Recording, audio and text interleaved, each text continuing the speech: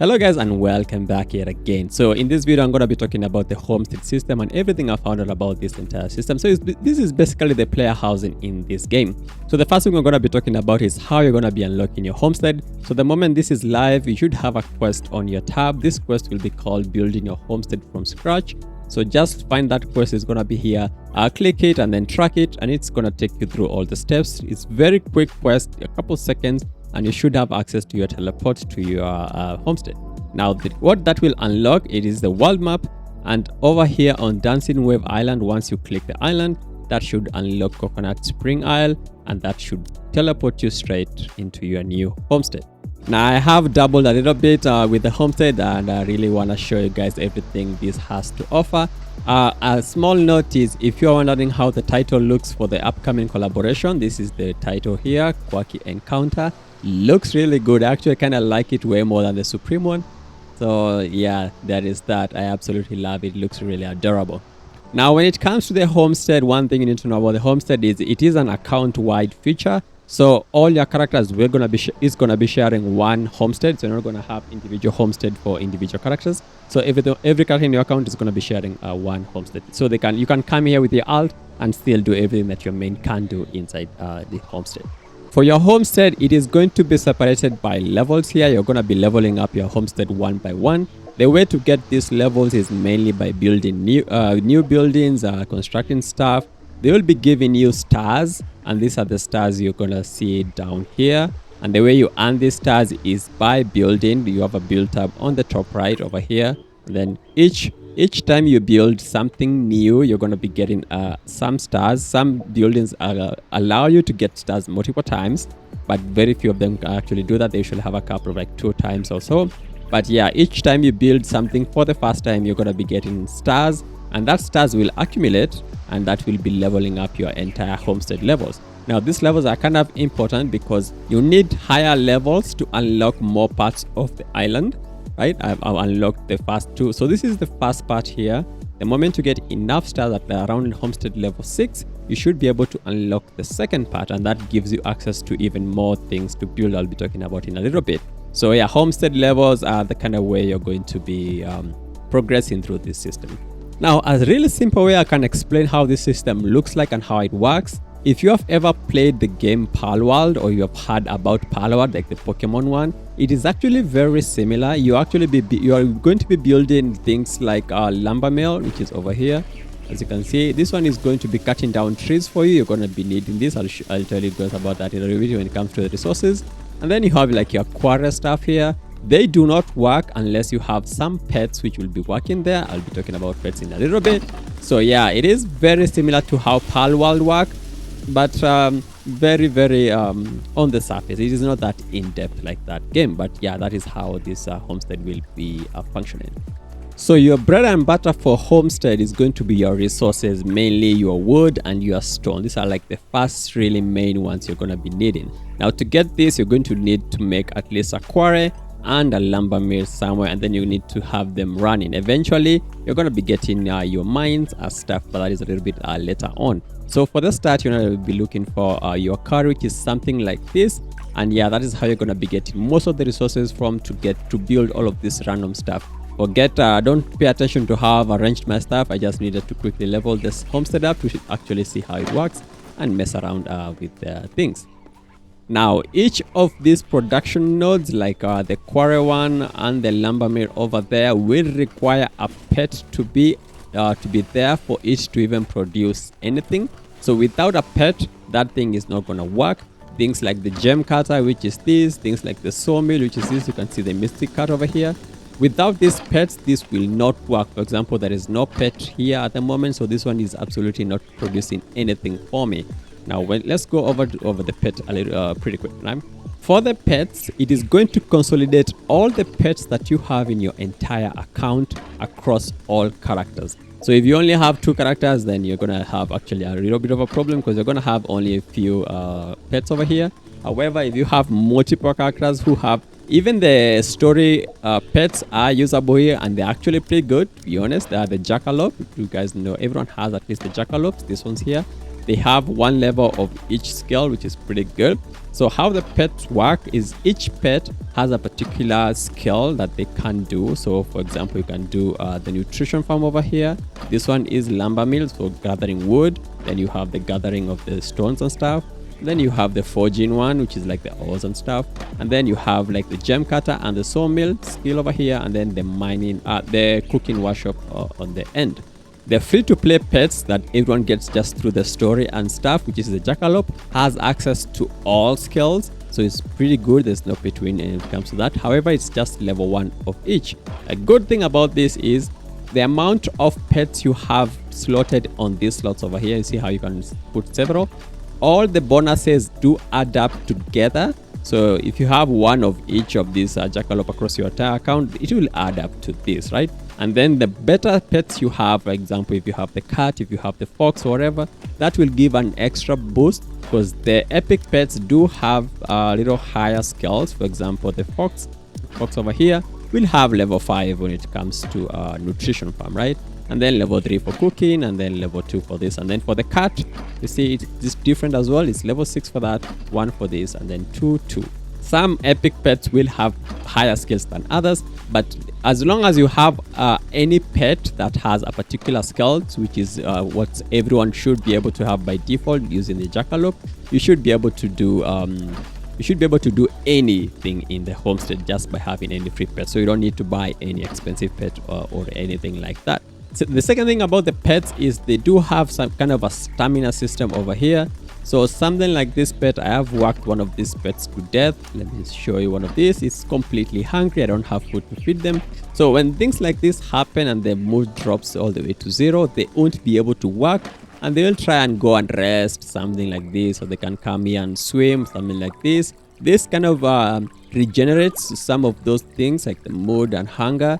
And when they are doing the pull stuff and regenerating, they are not going to be working on any of your nodes. So the way there is a small workaround I found about this, and this will only depend if you have multiple pets. For example, if I come and check one of these pets, like something like this is doing absolutely nothing, they are just resting, I can remove them. I can reclaim that pet, right? And then I can reclaim this one as well. There's no limit on to how much you can do, and then you can swap it out for a fresh pet that is fully maxed out. Not really maxed out, like it's full hunger and all that, right? And then you can fully dispatch them there, and then they will immediately go to work, and they don't have to like replenish their mood or anything. Like they're just gonna straight go into doing whatever. See, the cowboy is already starting to do the sawmill and stuff. So it's a small workaround if you actually need a particular resource like immediately. So yeah, that's about the pets. It's not really that in-depth. Just make sure you have them fed. Like I've already found out, like the moment I hit my level 6 homestead, I have like multiple pets I can use. However, they do get hungry extremely quickly.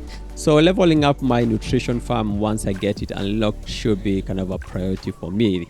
So feeding your pets, the first main one will be your nutrition farm over here. So your nutrition farm should give you access to the basic nutrition fruit, which only restores 1 fullness. The moment you upgrade this nutrition farm, kind of, it should start giving you better one that will give you more. However, you can start planting ingredients over here, right? You start planting ingredients, and then later on you should be able to make a cooking station, and using the ingredients you have farmed, like for example your sweet fruits, and then combined with this, you should be able to make a food that gives 22 fullness. So eventually feeding your pets should be super simple, and the pets do it automatically. So you have your pet station over here where they can come and eat. So come and do your food setting, and then you want to place whatever food you want over here. It will only consume whatever food you have. So if you have started getting the really crazy food that it restores 100 fullness, you can just put them here, and whatever pet will come and it will eat. It's automatically gonna fill it up, and it's gonna go back to work immediately. So at the start, it's kind of annoying because they do stop working all the time, but eventually once you start working on leveling up your nutrition and making them better food, they should start working a little bit more actively and stop slacking. Now, if you're a really new player and you find out you don't have enough pets to do all of this, you can spend some gold and some homestead coins over at this NPC over here, Natasha. She is the only NPC around. and you want to click her and then hire pets, and this should give you a pets that you can hire. It will not go above your cap for the amount of pets you can hire, but yeah, it is gonna cost you 15 homestead every 24 hours. So it is not really the best way of getting this, but if you are like really new and you don't have the alts that have these pets or don't have pets in your own main, then you can buy here some pets to work for you. Another thing to know is the collaboration pets do not work. The collaboration pets do not work. So things like the Agumon and the Gatomon will not work for any of these jobs. So they will probably, you can assign them if you want to, but they're not going to do any work for you. So keep that in mind. You just need to use the other paid pets or the free to play ones and not the collaboration pets. And then the last thing when it comes to this, when you go offline for around, okay, not really offline, if you do not visit your homestead for around 48 hours, the pets kind of stop working. They are like, the master is not home. They stop working. They just stay in the pool and stuff. So the way you need to do this is you need to travel to your homestead at least once and then walk close to your pets, and then they are like, oh shit, the master is back home, and then they'll go back to work. This only happens if you've not visited the homestead within 48 hours. That's when they start slacking. So it's kind of they're kind of forcing you to engage with the homestead from time to time. But other than that, you can just let them do their work. However, another small thing is you just being in the homestead will increase the amount of resources you get. For example, this is 181 per hour. If I go do maybe my raids and stuff when I'm here, this number will go down a little bit to maybe probably 140 or something like that. So if you wanna like if you don't mind leaving your PC online, if you kind of wanna do way more, if you wanna get more resources and stuff, you can just leave your character in the homestead and then just go AFK, because you're gonna be getting more resources like that. If you just go offline, you're still gonna be getting your stuff. However, after a while, it's going to reduce the amount you're getting per hour if you're offline, but it's still okay. It's still a very good number. So yeah, that is that about the resource management and how you're acquiring those and how the pets work. So the next thing, when it comes to building all of this stuff here, I'm sure you guys are amazed at my architect skills and stuff. So some of these things you are free to place them however you want. So there's a lot of freedom on how to place out this. So I know a lot of people are going to be creating some crazy ass islands and stuff. Some of the buildings, especially the production one, the lumber mill and the quarry, are fixed. You cannot set up where this will be. It is always going to be here, and the quarry over here is going to be here. Once you unlock this new zone, the quarry will always be on that wall over there, and the lumber mill will always be here, and that is the exact same for this one. And things like mine as well, once I unlock it, will have a designated area to do that. But everything else, you are free to set them up the way you want. Now, don't mind my bed over here. I just wanted to get some really quick stars to level up the homestead. But so that you guys don't really get confused, you can build indoors and outdoors. You just have to swap. So go head over to your building over here, and you should see you have your indoor construction on the top. So indoor construction will send you inside your beach house. And in here, you can do all of the decoration that you want. You have your plants, your carpets, your frying pans and stuff, right? So yeah, you can do a lot of things in here. The more you level up your beach house, you do get even a second floor that you can do once here. But yeah, that's it's a little bit of RP for those who actually want to make a beautiful house there. And when it comes to decoration, you're going to be getting a lot of them just by unlocking them. There is a research station here you're going to craft. And inside the research station, you're going to be able to unlock a lot of decorations over here. You're going to start it at level 4. And you can unlock your, this is where you're going to be unlocking a lot of your furniture. At level 6, you do get access to this. And yeah, this is going to be spending a lot of your homestead coins. You get a lot of homestead coins just by quest and just following what the game tells you to craft, and you should be getting enough homestead coins to do whatever you want and to unlock most of these things. Now, when it comes to the advanced resources, you'll find yourself needing. You're gonna find yourself needing the tide fair, the purple kind of wood. and the legendary ones are down here and stuff. And you may be wondering where you're going to be getting this, and that is on the second production buildings. So that is the sawmill over here and the gem cutter. So the gem cutter will give you access to the white crystal matter, this one and this one, every time you level it up level by level. And when it comes to the sawmill, you're going to notice this one, you're going to be getting access to your rustwood lumber, your tidwood lumber, and your elderwood lumber. This really works the exact same way with the lumber mill. For example, to get yourself the tidwood lumber, you're going to need the tid fir, right? The tide fir. So the tide fir, you're going to need a lumber mill at least leveled up. Let me show you. Once it's leveled to level 4, you should be able to start getting the tide fir over here. Then the moment you level to level 7, you should start getting elderwood.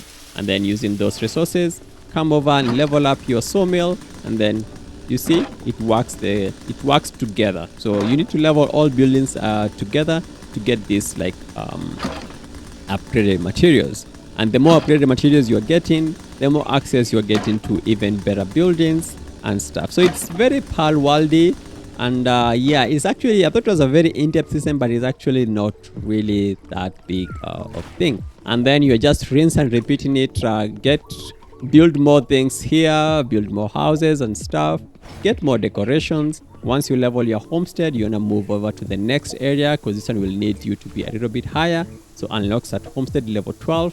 Then you're going to clear this area out. You can make another beach house and stuff, and then make more places to get resources, and rinse and repeat until you have unlocked your entire island over here, until this homestead area like level 4, and that is the end of it. This zone is locked. You actually can't even go there until you fully unlock it. I can't even visit it. So let me show you. There's an invisible wall over here. So boom, I cannot go there until you unlock this area. So this is level 15. This is the last area you're going to be unlocking. I think this is the max level for homestead, or even higher, I'm not so sure. But yeah, that is it about the homestead.